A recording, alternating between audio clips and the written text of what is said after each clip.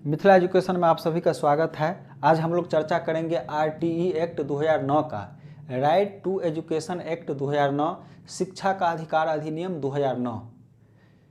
कोई भी प्रस्ताव या प्रारूप जब संसद में पेश किया जाता है तो उसे हम लोग विधेयक कहते हैं, और जब वह कानून बन जाता है तब उसे हम लोग अधिनियम कहते हैं। तो ये तो कानून बन चुका है, इसलिए हम लोग अधिनियम कहते हैं, इसे इंग्लिश में एक्ट कहते हैं। तो आरटीई एक्ट का संबंध किससे है? तो शिक्षा से है। शिक्षा का विकास विभिन्न चरणों में हुआ है, जैसे कि प्राचीन काल में शिक्षा का विकास, ब्रिटिश काल में शिक्षा का विकास, संविधान में शिक्षा का विकास। तो हम लोग यहाँ चर्चा करेंगे संविधान में शिक्षा का विकास। तो संविधान में शिक्षा का उल्लेख कहाँ पर है? तो हमारे संविधान के भाग 4 में नीति निर्देशक तत्व में अनुच्छेद 45 के अंतर्गत शिक्षा का उल्लेख है। यहाँ पर लिखा हुआ है प्राथमिक शिक्षा की व्यवस्था राज्य करेंगे। तो हमारे संविधान के भाग 3 में मूल अधिकार है और भाग 4 में नीति निर्देशक तत्व है। तो यदि मूल अधिकार को सरकार पूरा नहीं करता है, उसका उल्लंघन करता है, तो हम लोग सरकार के विरुद्ध न्यायालय में जा सकते हैं। लेकिन नीति निर्देशक तत्व का यदि उल्लंघन सरकार करे, इसका पालन नहीं करे, इसे लागू नहीं करे, तो हम लोग सरकार के विरुद्ध न्यायालय में नहीं जा सकते हैं। ये सरकार की इच्छा पर डिपेंड करता है। यदि सरकार के पास संसाधन होगा तो इसे लागू करेगा, नहीं होगा नहीं करेगा। शिक्षा कहाँ पर पहले था? तो नीति निर्देशक तत्व में था, अनुच्छेद 45 में था। तो सरकार इस पर अच्छा से ध्यान नहीं दे रही थी। भारत का संविधान 26 जनवरी 1950 को लागू हुआ। इस समय शिक्षा राज्य सूची की विषय थी। शिक्षा राज्य सूची की विषय थी, जिससे आगे समस्या उत्पन्न हुआ। सबसे पहले सूची देख लेते हैं। 3 सूची होता है, संघ सूची, राज्य सूची, समवर्ती सूची। संघ सूची पर कानून बनाने का अधिकार केंद्र सरकार का है, राज्य सूची पर कानून बनाने का अधिकार राज्य सरकार का है, और समवर्ती सूची पर कानून केंद्र और राज्य दोनों मिलकर बना सकते हैं। लेकिन दोनों में यदि विवाद हो तो केंद्र का बात ज़्यादा माना जाता है। तो पहले शिक्षा कहाँ थी? राज्य सूची में, जिससे सभी राज्यों का अलग अलग शिक्षा के विषय में कानून था। बहुत सारे राज्य हैं तो स्वाभाविक है कि शिक्षा का कानून हर राज्य का अलग अलग होगा। इससे क्या हुआ कि शिक्षा का विकास कम हुआ, शिक्षा का स्तर भी कम हो गया। इस समस्या का समाधान करने हेतु क्या किया गया? तो 1948 में डॉक्टर राधाकृष्णन आयोग, जिसे विश्वविद्यालय आयोग भी कहते हैं, 1952-53 में मुदालियर आयोग, जिसे माध्यमिक शिक्षा आयोग भी कहते हैं। तो इन दोनों आयोग के द्वारा सुझाव दिया गया था। क्या सुझाव दिया गया था? यदि शिक्षा के स्तर को सुधारना है तो सर्वप्रथम शिक्षा को समवर्ती सूची का विषय बनाया जाए। किसका विषय बनाया जाए? तो समवर्ती सूची का विषय बनाया जाए। इस सुझाव के आधार पर संविधान में 42वां संशोधन 1976 ईस्वी में हुआ। 42वां संशोधन 1976 ईस्वी में हुआ। क्या सब संशोधन हुआ? तो राज्य सूची से 5 विषय हटाए गए और उन्हें समवर्ती सूची में जोड़ दिया गया। 5 विषय कौन कौन सा था? जनसंख्या, परिवार नियोजन, शिक्षा, मापतोल, वन संपदा। तो इन दोनों आयोग के सुझाव के आधार पर क्या किया गया? राज्य सूची से शिक्षा को कहाँ ला दिया गया? समवर्ती सूची में ला दिया गया। तो अब तो इस पर केंद्र और राज्य दोनों कानून बना सकते हैं। तो अब शिक्षा समवर्ती सूची का विषय है। आगे केंद्र सरकार ने कहा, हम शिक्षा में 100% नामांकन कैसे करें? हम 100% ठहराव कैसे करें? नामांकन हो गया तो फिर ठहरना भी तो चाहिए बच्चे स्कूल में। शिक्षा के स्तर को कैसे सुधारें? इस हेतु सरकार ने आयोग गठित किया। कौन सा आयोग गठित किया? कोठारी आयोग गठित किया। दौलत सिंह कोठारी आयोग। दौलत सिंह कोठारी यूजीसी के चेयरमैन थे, इसलिए इसे कोठारी आयोग कहते हैं। कोठारी आयोग का स्थापना 1964 में हुआ, रिपोर्ट 1966 में दिया। और सुझाव क्या सब दिया? इनका पहला सुझाव था प्राथमिक शिक्षा को निःशुल्क और अनिवार्य बनाया जाए। निःशुल्क और अनिवार्य शिक्षा की बात सबसे पहले गोपाल कृष्ण गोखले 1910 ईस्वी में इंग्लैंड के लेजिस्लेटिव असेंबली में भारतीयों के लिए किया था। इसका दूसरा सुझाव था भारत में राष्ट्रीय शिक्षा नीति लागू हो, और लागू भी हुआ। 1968 में इंदिरा गांधी के समय भारत में प्रथम शिक्षा नीति लागू किया गया। इनका दो सुझाव था, निःशुल्क और अनिवार्य बनाया जाए और भारत में राष्ट्रीय शिक्षा नीति लागू किया जाए। तो अब इसे निःशुल्क और अनिवार्य कैसे बनाया जाए? तो ऐसा करो कि शिक्षा को कानूनी अधिकार बनाओ। तो RTE एक्ट 2009 कानूनी अधिकार कैसे बना? तो कोई भी कानून बनता है तो उसके लिए मुख्य रूप से 3 स्टेप होता है। एक होता है पहले संसद में से लाया जाता है प्रस्ताव या प्रारूप को, पहले लोकसभा या राज्यसभा कहीं भी लाया जा सकता है। उसके बाद राष्ट्रपति से उस पर सिग्नेचर करता है, उसके बाद कानून बन जाता है। तो ये कैसे कानून बना देखते हैं। RTE एक्ट 2009 को कैबिनेट ने 2 जुलाई 2009 को मंजूरी दी। इसे राज्यसभा ने 20 जुलाई 2009 को पास किया। फिर लोकसभा ने 4 अगस्त 2009 को पास किया। राष्ट्रपति ने 26 अगस्त 2009 को हस्ताक्षर किया और गजट में 27 अगस्त 2009 को प्रकाशित किया गया। और 1 अप्रैल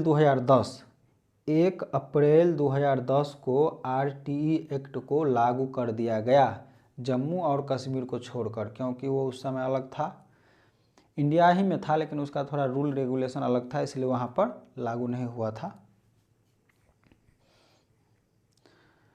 RTE एक्ट में 7 अध्याय है, 38 धारा है और 1 अनुसूची है। RTE एक्ट शिक्षा का अधिकार अधिनियम को लागू करने वाला, संसार में सर्वप्रथम लागू करने वाला देश नॉर्वे था।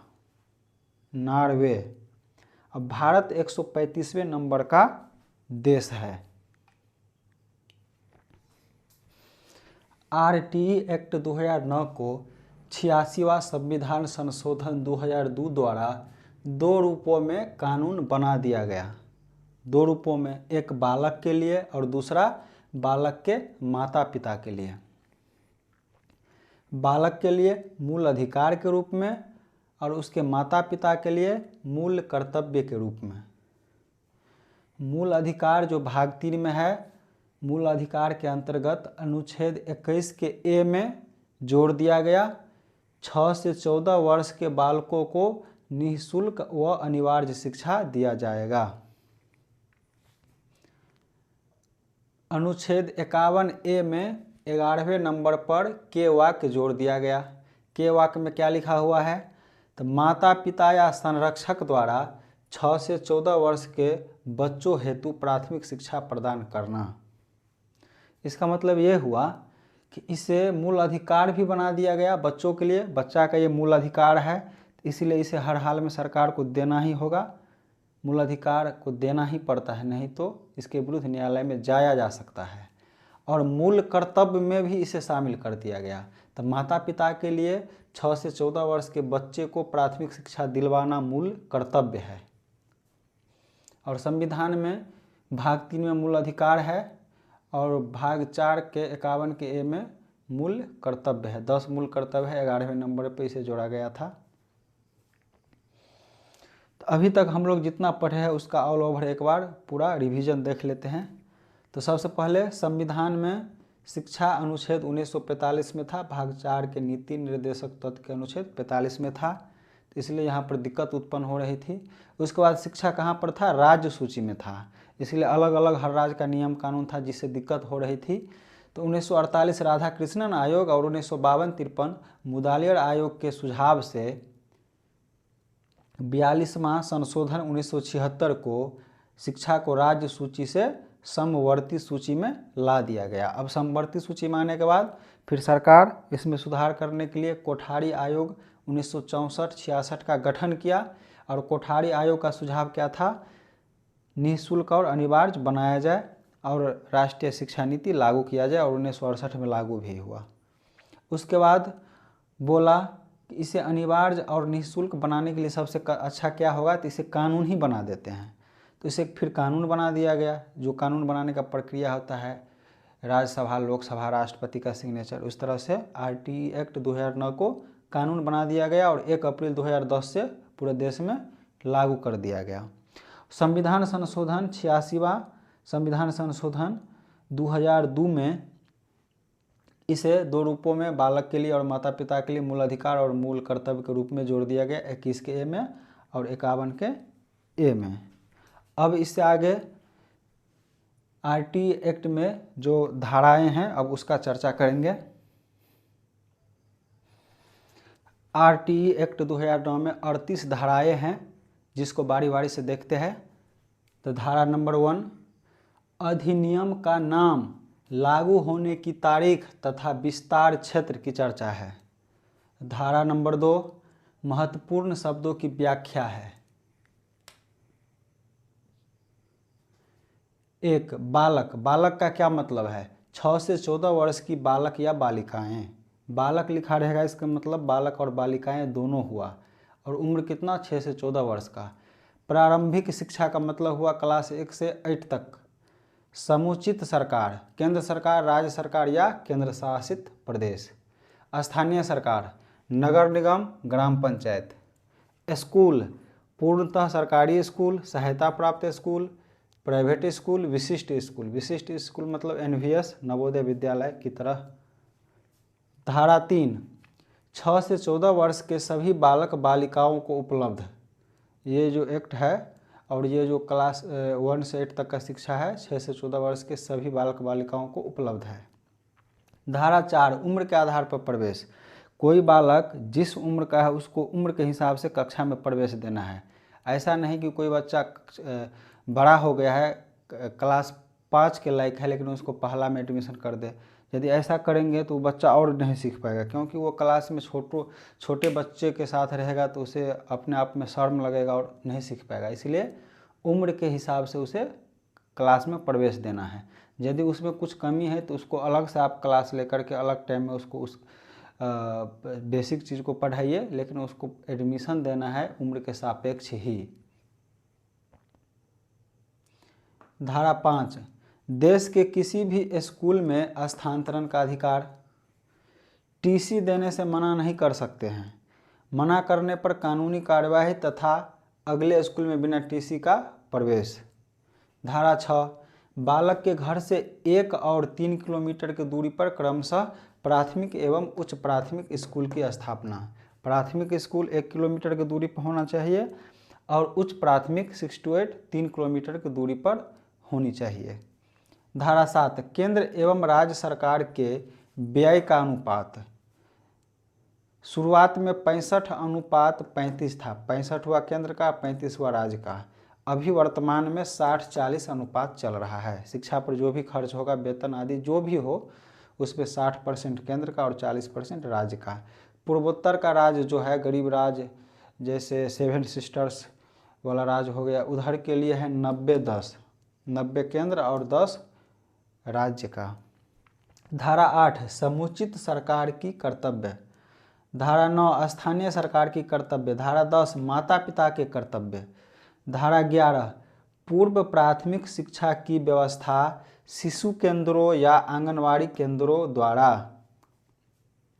धारा 12, प्रत्येक स्कूल की 25% सीटें अपवंचित वर्गों के लिए आरक्षित होगी, चाहे वो सरकारी स्कूल हो, प्राइवेट हो, जो भी हो, क्योंकि आरटीई एक्ट सभी स्कूल पर लागू होता है।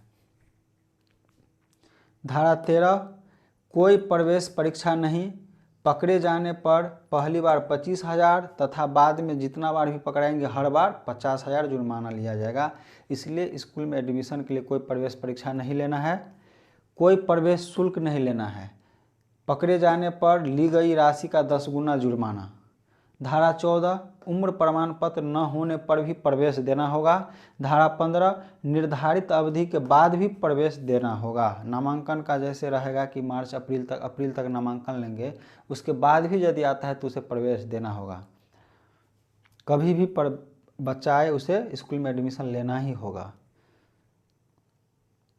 धारा 16, अवरोधन एवं निष्कासन पर रोक। अवरोधन का मतलब हुआ जैसे एक ही कक्षा में बार बार नहीं रोकना है। निष्कासन, स्कूल से नहीं निकालना है, जैसे कक्षा 8 तक फेल करके स्कूल से उसे नहीं निकालना है।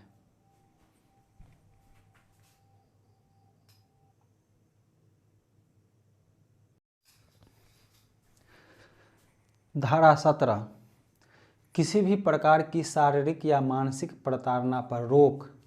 धारा 18 बिना मान्यता का स्कूल नहीं चलाया जाएगा, पकड़े जाने पर पहली बार 1 लाख तथा बाद में प्रतिदिन के हिसाब से 10,000 रुपया जुर्माना किया जाएगा। धारा 19 विद्यालय के मान एवं मानदंड, जिसका विस्तार से वर्णन अनुसूची में किया गया है, जिसे आगे देखेंगे। धारा 20 अनुसूची में संशोधन का अधिकार केंद्र सरकार का होगा। धारा 21 विद्यालय प्रबंधन समिति SMC का गठन, जिसकी आधी सदस्य महिला होगी। कुल संख्या का 3/4 भाग अभिभावकों का होगा, जिसमें भी आधी महिला होगी। SMC जो बनेगा उसमें आधा महिला होना चाहिए। School management committee. धारा 22 SMC का कार्य विद्यालय विकास योजना तैयार करना। धारा 23 शिक्षकों की योग्यताएं, वेतन, सेवा शर्त आदि TET CTET इसका वर्णन है धारा 23 में। धारा 24 शिक्षकों के कर्तव्य, शिक्षकों के क्या क्या कर्तव्य है? नियमितता, नियमित रूप से स्कूल आना है, समय का पालन करना है, पाठ्यक्रम को समय पर पूरा करना, प्रत्येक बच्चे के अभिभावक के संपर्क में रहना, बालक के क्षमता के अनुसार शिक्षण। धारा 25 शिक्षक छात्र अनुपात, इसका भी वर्णन आगे अनुसूची में है। धारा 26 प्रत्येक स्कूल को निर्धारित कुल शिक्षकों की संख्या का 10% से ज़्यादा पद खाली नहीं रखा जा सकता है। जिस स्कूल में जितना भी सीट है टीचर के लिए, उसका 10% खाली रखा जा सकता है, उससे ज़्यादा नहीं। लेकिन बिहार में तो 50% से भी ज़्यादा खाली रहता है, लेकिन कोई शिक्षक का बहाली नहीं होता, देख ही रहे हैं। तो इसके आधार पर न्यायालय में केस किया जा सकता है सरकार पर। धारा 27 चुनाव, जनगणना, आपदा राहत कार्य के अलावा शिक्षकों को किसी अन्य गैर शैक्षणिक कार्य में नहीं लगाया जाएगा। बस 3 कार्य में लगा सकते हैं, चुनाव, जनगणना और आपदा राहत। धारा 28 सरकारी शिक्षकों को निजी ट्यूशन पढ़ाने पर रोक। धारा 29 पाठ्यक्रम एवं मूल्यांकन के नियम।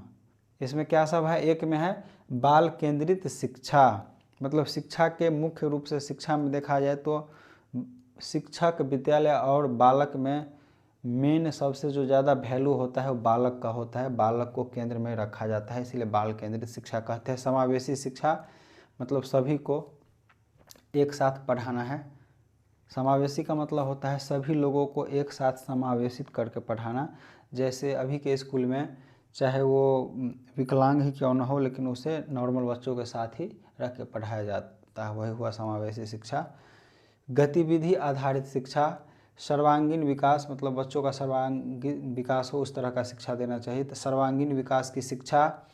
भय मुक्त वातावरण में शिक्षा, बच्चा को डराना धमकाना नहीं है, एकदम उसको स्वतंत्र रहने देना है, भय मुक्त होकर के सीखे। संवैधानिक मूल्यांकन, संवैधानिक मूल्यांकन का मतलब हुआ निष्पक्षता से मूल्यांकन, भेदभाव नहीं करना है। सतत एवं व्यापक मूल्यांकन, सतत मतलब एकदम लगातार, क्लास के दौरान, पढ़ाने के दौरान बीच बीच में मूल्यांकन होते रहना चाहिए, जिससे कि मूल्यांकन के द्वारा भी बच्चे कुछ न कुछ सीखें। इसे कहते हैं सतत। और व्यापक मतलब व्यापक रूप से हर क्षेत्र का मूल्यांकन होना चाहिए। धारा 30 प्रारंभिक शिक्षा पूरी होने पर पूर्णता का प्रमाण पत्र। धारा 31 बच्चों के अधिकारों की सुरक्षा बाल अधिकार संरक्षण अधिनियम 2005 के तहत होगी। जैसे बच्चा को बेच लेता है, उसका यौन शोषण होता है, ETC। धारा 32 बालक से जुड़ी किसी भी समस्या को अभिभावक से लिखित शिकायत मिलने पर 3 महीने का अंदर निपटाना होगा। यदि अभिभावक बच्चों के बारे में कोई शिकायत करता है तो उसे 3 महीने के अंदर सोल्व करना होगा। धारा 33 राष्ट्रीय सलाहकार परिषद का गठन। 34 राज्य सलाहकार परिषद। 35 इस अधिनियम को लागू करने के दिशा निर्देश सरकार के द्वारा लागू होंगे। धारा 36 जुर्माना लगाने से पहले सक्षम अधिकारी की अनुमति अनिवार्य है। 37 समुचित सरकार स्थानीय सरकार सलाहकार परिषद के सदस्य, बाल अधिकार संरक्षण आयोग के सदस्य तथा सक्षम पदाधिकारी के खिलाफ मुकदमा दायर नहीं किया जा सकता। समुचित सरकारों को संशोधन का अधिकार है। आईटी एक्ट में जो समुचित सरकार होगा वो संशोधन कर सकता है। धारा 25 में अनुसूची में वर्णन है और धारा 19 का भी अनुसूची में वर्णन है, तो अब इसे देख लेते हैं।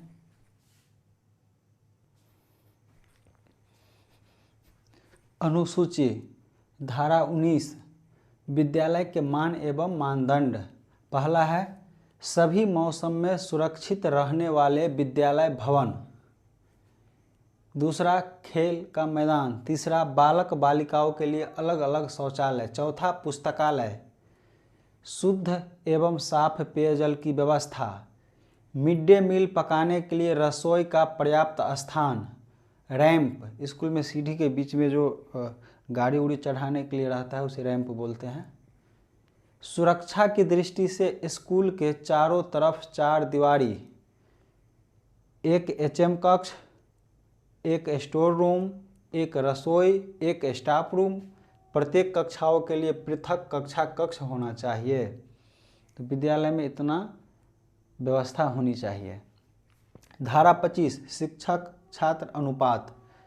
प्राथमिक स्तर पर, प्राथमिक क्लास 1 to 5 वाला स्कूल के लिए है, 1 से 30 छात्रों पर 1 शिक्षक होगा।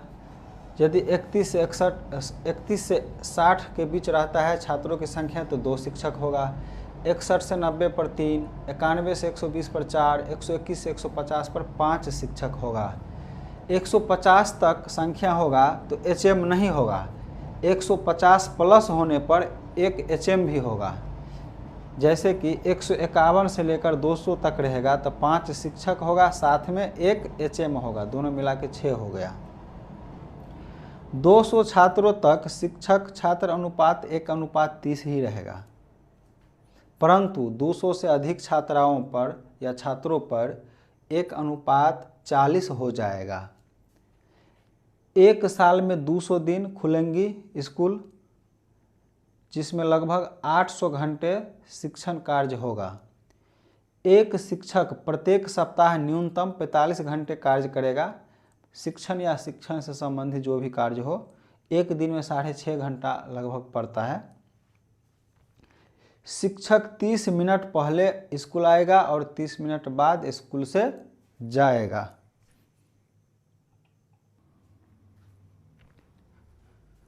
उच्च प्राथमिक स्तर 6 to 8 के लिए 1 से 35 छात्रों पर 1 शिक्षक, 36 से 70 पर 2 शिक्षक, 71 से 105 पर 3 शिक्षक।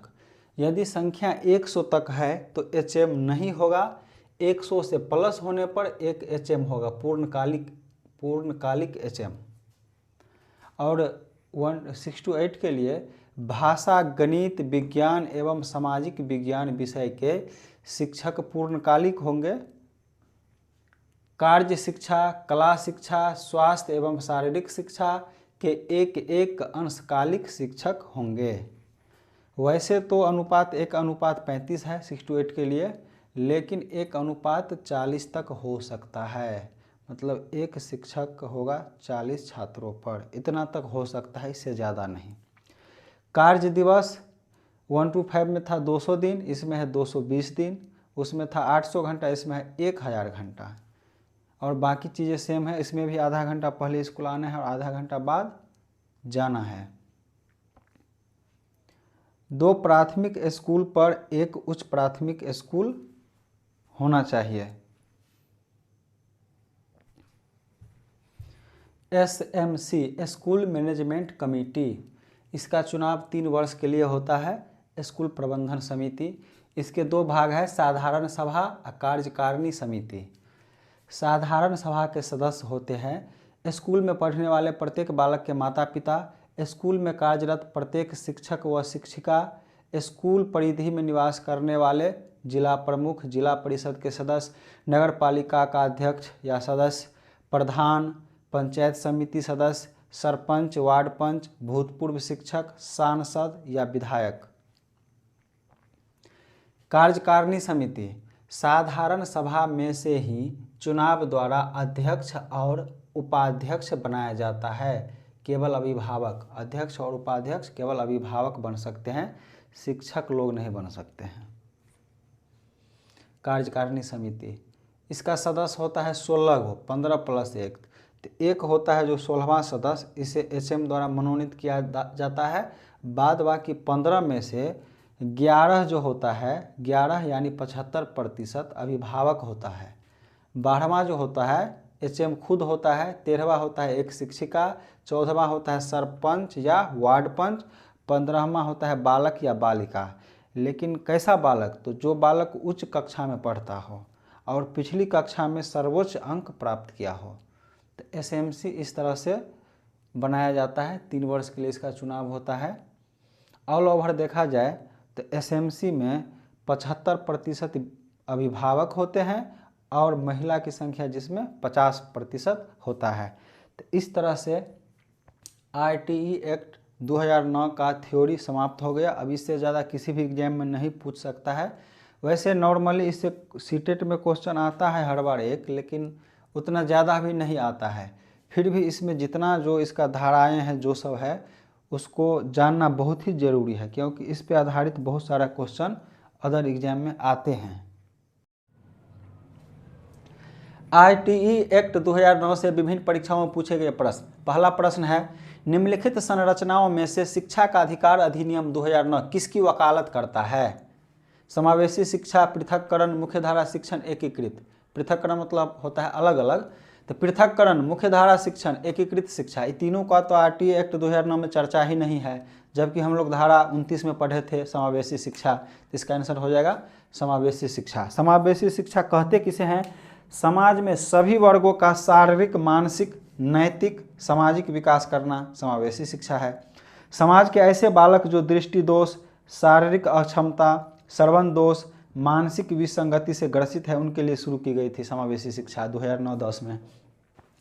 दूसरा क्वेश्चन को देखते हैं, निःशुल्क एवं अनिवार्य बाल शिक्षा अधिकार अधिनियम 2009 दिव्यांग बच्चों की निःशुल्क शिक्षा के अधिकारों को सुनिश्चित करता है। पहला ऑप्शन है 3 वर्ष से 18 वर्ष तक के लिए, दूसरा है 6 वर्ष से 14 वर्ष के लिए, तीसरा है 6 से 18 वर्ष तक के लिए।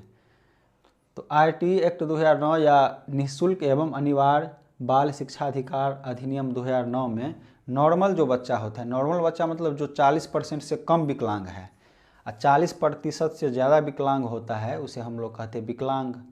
तो नॉर्मल बच्चा के लिए उम्र है 6 से 14 वर्ष, लेकिन यहाँ पर दिव्यांग की बात है, तो दिव्यांग के लिए होता है उम्र 6 से 18 वर्ष। तो इसका आंसर होगा 6 वर्ष से 18 वर्ष तक के लिए। प्रश्न 3, दिव्यांग जन अधिकार अधिनियम ... वर्ष में लागू किया गया। तो देखिए, सबसे पहले दिव्यांगों के लिए जो अधिनियम बना था विकलांगों के लिए, उसका नाम था विकलांग जन अधिकार अधिनियम, जो कि 1995 में आया था। लेकिन यहाँ पर है दिव्यांग जन अधिकार अधिनियम, तो ये वाला जो है 2016 में आया है। तो इसका आंसर हो जाएगा 2016। और 2016 में दिव्यांग जन अधिकार अधिनियम आने के बाद हम लोग विकलांग को विकलांग नहीं दिव्यांग कहते हैं। तो इसका आंसर हो जाएगा 2016। प्रश्न 4, शिक्षा का अधिकार अधिनियम 2009 के क्रियान्वयन के बाद कक्षा कक्ष 1 अप्रभावित है, क्योंकि शिक्षा का अधिकार विद्यालय में कक्षा की औसत आयु को प्रभावित नहीं करता। ये तो बिल्कुल गलत लग रहा है ऑप्शन। दूसरा, लिंग के अनुसार अधिक समझातीय है, तो लिंग का तो ऐसा कोई चर्चा नहीं है RTE एक्ट में, तो ये तो गलत होगा दूसरा। तीसरा है आयु के अनुसार अधिक समझातीय है, और चौथा है आयु के अनुसार अधिक विषम जातीय। तो विषम जातीय है, ये तो पहले कट जाएगा, ये तो होगा ही नहीं। हम लोग धारा 4 में पढ़े थे कि बच्चों को उसके आयु के अनुसार प्रवेश देना है। जैसे जो बच्चा 5वां क्लास के लायक है उम्र के हिसाब से, तो उसे 5वां में एडमिशन लेंगे, चाहे उसे दूसरा क्लास का चीज़ नहीं आए, उससे नहीं मतलब है। उसे यदि कम नॉलेज है तो उसके लिए आप अलग से उसे पढ़ाइए, लेकिन उसके उम्र के अनुसार कक्षा में एडमिशन देंगे। इसीलिए उसके अनुसार धारा 4 के अनुसार आयु के अनुसार अधिक समझातीय है, तो यह ऑप्शन मिल रहा है। तो इसका आंसर हो जाएगा आयु के अनुसार अधिक समझातीय है। चौथा ऑप्शन तो कट गया क्योंकि इसमें विषम जातीय था। तीसरा लिंग का चर्चा था जो कि उसमें है नहीं, तो ये भी कट गया, दूसरा ऑप्शन।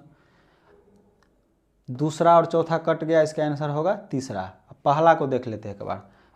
अप्रभावित है क्योंकि शिक्षा का अधिकार विद्यालय में कक्षा की औसत आयु को प्रभावित नहीं करता। तो ऐसा बात नहीं है, औसत आयु को तो प्रभावित कर सकता है, ये गलत है। औसत आयु इस टाइप का कुछ चर्चा ही नहीं है, तो इसका आंसर हो जाएगा 3। आयु के अनुसार अधिक समजातीय है क्योंकि आयु के सापेक्ष उसे एडमिशन लेना है। प्रश्न 5, शिक्षा का अधिकार अधिनियम 2009 के अनुसार विशेष आवश्यकता वाले बच्चों को पढ़ना चाहिए। विशेष आवश्यकता वाले बच्चे, ये क्या होता है? विशेष आवश्यकता वाले बच्चे का मतलब होता है जो मानसिक रूप से विकलांग होता है, थोड़ा उसके पास दिमाग कम होता है, जड़ बुद्धि होता है, उसे बोलते हैं विशेष आवश्यकता वाले बच्चे। उसके गार्जियन, ऐसा नहीं है कि इसका गार्जियन गरीब होता है, उसके पास संसाधन कमी, ऐसा नहीं है, वो दिमागी रूप से कमज़ोर होता है, उसे क्या बोलते हैं? विशेष आवश्यकता वाले बच्चे। और एक होता है कमज़ोर वर्ग के बच्चे या वंचित बच्चे, तो उसे हम लोग कमज़ोर वर्ग के बच्चे या वंचित बच्चे का मतलब हो गया उसका परिवार, उसका गार्जियन जो है गरीबी रेखा से नीचे है, उसके पास संसाधन ही नहीं है, गरीबी की वजह से उसे स्कूल भेज नहीं पा रहे हैं या पढ़ नहीं पा रहे हैं, तो उसे बोलेंगे वंचित वर्ग के बच्चे, पिछड़े बच्चे। और यहाँ पर क्या है? विशेष आवश्यकता वाले बच्चे। तो इसका गार्जियन गरीब नहीं है, ऐसा नहीं है कि उसके पास संसाधन नहीं है, बस इसका दिमाग कम है, मानसिक रूप से कमज़ोर है, तो उसे बोलते हैं विशेष आवश्यकता वाले बच्चे। तो शिक्षा का अधिकार अधिनियम 2009 के अनुसार विशेष आवश्यकता वाले बच्चे को पढ़ना चाहिए। ऑप्शन 1, खास तौर पर उन्हीं के लिए बनाए गए विशेष विद्यालयों में। 2 है, घर पर माता पिता और देखभाल करने वाले के साथ जो उन्हें आवश्यक सहायता उपलब्ध कराए। 3 में है, समावेशी शिक्षा व्यवस्था में इस प्रावधान के साथ कि उनकी व्यक्तिगत आवश्यकताओं की पूर्ति की जा सके। 4था है, व्यावसायिक प्रशिक्षण केंद्रों में जो उन्हें जीवन कौशलों के लिए तैयार करेंगे। तो विशेष आवश्यकता वाले बच्चे को कहाँ पढ़ाना चाहिए? तो हम लोग यहाँ पर आरटीए एक्ट में समावेशी शिक्षा का बात है। समावेशी शिक्षा का मतलब होता है चाहे दिमागी रूप से कमज़ोर हो, दिव्यांग हो, उसे सबको एक साथ पढ़ाना है। इसलिए यदि एक दिमागी रूप से कमज़ोर है, दृष्टि दोष से ग्रसित है या कुछ भी है, अगर उसके लिए विशेष उसी के जैसा हर बच्चा रहेगा उसके साथ, तो फिर वो समाज में रहने लायक नहीं रह जाएगा, क्योंकि समाज में बहुत तरह का लोग मिलकर समाज बनता है, एक दूसरे से मिलता है, बातें करते हैं, तो उसमें सामाजिकता का गुण आता है। लेकिन यदि अकेले रहेगा तो वो गुना नहीं पाएगा, बहुत कुछ सीख नहीं पाएगा। इसीलिए खास तौर पर उन्हीं के लिए बनाए गए विशेष विद्यालय में नहीं पढ़ाना है, बल्कि सभी को साथ साथ ही पढ़ाया जाता है। तो ये ऑप्शन तो गलत हो जाएगा। दूसरा है, घर पर माता पिता की देखभाल करने, यदि उसको घर पर पढ़ाएंगे माता पिता या देखभाल करने वालों के साथ, तो उससे क्या होगा? स्कूल में मिलता है तो स्कूल में तो बहुत तरह के बच्चों से, अमीर गरीब हर तरह के बच्चों से मिलता है, खेलता है, हर तरह की बात सीखता है, लेकिन घर पर ही रहेगा तो वो नहीं सीख पाएगा, इसलिए उसे घर पे भी नहीं पढ़ाना है। तो ये भी ऑप्शन गलत हो जाएगा। तीसरा ऑप्शन है समावेशी शिक्षा व्यवस्था, मतलब सबको एक साथ लेकर के इस प्रावधान के साथ कि उनकी व्यक्तिगत आवश्यकताओं की पूर्ति करे। दिव्यांग बच्चा हो या विशेष आवश्यकता वाले बच्चे हो, दृष्टि दोष वाले हो, जो भी बच्चा हो, उसको पढ़ाना है नॉर्मल बच्चों के साथ ही, नॉर्मल स्कूल में ही पढ़ाना है। हाँ, उसके लिए अधिक से अधिक ये कर सकते हैं कि उनकी व्यक्तिगत आवश्यकताओं का ध्यान रख सकते हैं। जैसे कोई कम सुन रहा है तो उसे थोड़ा आगे अगला बेंच पर बैठाएंगे ताकि उसे दिक्कत ना हो, कोई कम देख रहा है तो उसे आगे बेंच पर बैठाएंगे, यदि कोई बिल्कुल नहीं सुन रहा है तो उसके लिए कान में मशीन लगा देंगे, उसके लिए अलग से कुछ व्यक्तिगत व्यवस्था देंगे, लेकिन पढ़ाएंगे नॉर्मल बच्चों के साथ ही रखकर, ताकि एक दूसरे से कुछ सीख सके, समाज में कैसे रहा जाता है ये सब सीख सके। तो इसका आंसर हो जाएगा 3। चौथा है व्यावसायिक प्रशिक्षण केंद्रों में जो उन्हें जीवन कौशलों के लिए, ये तो बाद की चीज़ है, व्यावसायिक प्रशिक्षण तो बाद में 1 to 8 क्लास के बाद ये सब आता है, तो ये तो होगा नहीं। इसका ऑप्शन हो जाएगा 3 सही। क्वेश्चन नंबर 6 है, आरटीई एक्ट 2009 कब लागू हुआ? ये क्वेश्चन बहुत बार पूछा जा चुका है कि आरटीई एक्ट 2009 कब लागू हुआ, तो इसका उत्तर है 1 अप्रैल 2010। 1 अप्रैल 2010 को आरटीई एक्ट लागू हुआ। प्रश्न 7, शिक्षा का अधिकार अधिनियम 2009 के अंतर्गत निजी विद्यालयों में आर्थिक रूप से कमजोर वर्ग के विद्यार्थियों के दाखिले हेतु सीटों का आरक्षण का प्रावधान है। इन छात्रों के सफल समावेशन हेतु एक अध्यापक को किस तरह के शिक्षा शास्त्र का प्रयोग करना चाहिए। एक में है भेदभावात्मक, भेदभाव तो करना ही नहीं चाहिए, ये तो पहले कट गया। दूसरा है अलगावात्मक, अलगाव मतलब अलग अलग, ये भी नहीं करना है तो इसे भी काट देंगे। तीसरा है साम्यता पर आधारित और चौथा है समानता पर आधारित।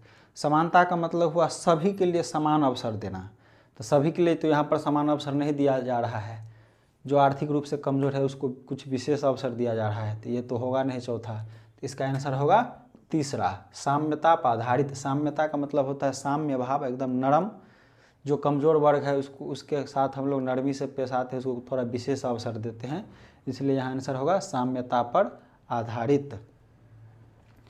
प्रश्न 8, शिक्षा का अधिकार अधिनियम 2009 में उल्लेख की गई समावेशी शिक्षा की अवधारणा निम्नलिखित में से किस पर आधारित है। आरटी एक्ट 2009 में समावेशी शिक्षा का जो उल्लेख है, तो समावेशी शिक्षा का जो अवधारणा है, कॉन्सेप्ट है, किस पर आधारित है। एक में है व्यवहारवादी सिद्धांत, दो है अशक्त बच्चों के प्रति सहानुभूति अभिवृत्ति। देखिए अशक्त या दिव्यांग बच्चा है तो उसे हम लोग सहानुभूति, अशक्त बच्चा दिव्यांग खुद के साथ सहानुभूति नहीं चाहता है, समानुभूति चाहता है। वह चाहता है नहीं कि वो इसको कोई कहे कि बेचारा टाइप का सोचे कि कितना कमज़ोर है तो इसके हम थोड़ा कुछ हेल्प कर देते हैं, ऐसा नहीं चाहता है। सहानुभूति नहीं चाहता है दिव्यांग, क्या चाहता है, समानुभूति। उसके साथ जैसे नॉर्मल लोगों के साथ आप व्यवहार करते समान, वैसा ही उसके साथ भी कीजिए, यही चाहता है दिव्यांग बच्चा। तो यहाँ पर लिखा हुआ है सहानुभूति, समानुभूति होता तो ठीक रहता, लेकिन यहाँ पर है सहानुभूति, तो इसलिए यह ऑप्शन तो पहले कट जाएगा, इसे सहानुभूति नहीं समानुभूति चाहिए। तीसरा है अधिकार आधारित मानवतावादी परिप्रेक्ष्य। उसके बाद है अधिकार आधारित मानवतावादी, मतलब उसे कुछ विशेष अधिकार के साथ, जैसे मानवतावादी परिप्रेक्ष्य में, ये ठीक लग रहा है, इसे इसके आगे देखते हैं, इसको तब तक रहने देते हैं। चौथा, मुख्यतः व्यावसायिक शिक्षा उपलब्ध करा करके अशक्त बच्चों को मुख्य धारा में शामिल करना। तो आरटी एक्ट 2009 क्लास 1 से 8 तक पर लागू होता है। तो क्लास 8 तक में तो ऐसा व्यावसायिक शिक्षा या उस उम्र के बच्चे को व्यावसायिक शिक्षा देंगे ऐसा तो कुछ है नहीं, बाद में दिया जा सकता है, इसलिए यह ऑप्शन भी नहीं ही होगा। इसमें ऑप्शन बचता है ऑप्शन नंबर 1 व्यवहारवादी सिद्धांत और दूसरा बचता है अधिकार आधारित मानवतावादी परिप्रेक्ष्य। तो व्यवहारवादी भी नहीं होगा यहाँ पर, क्योंकि व्यवहारवादी का कहीं पर चर्चा नहीं है। तो यहाँ पर होगा अधिकार आधारित मानवतावादी परिप्रेक्ष्य।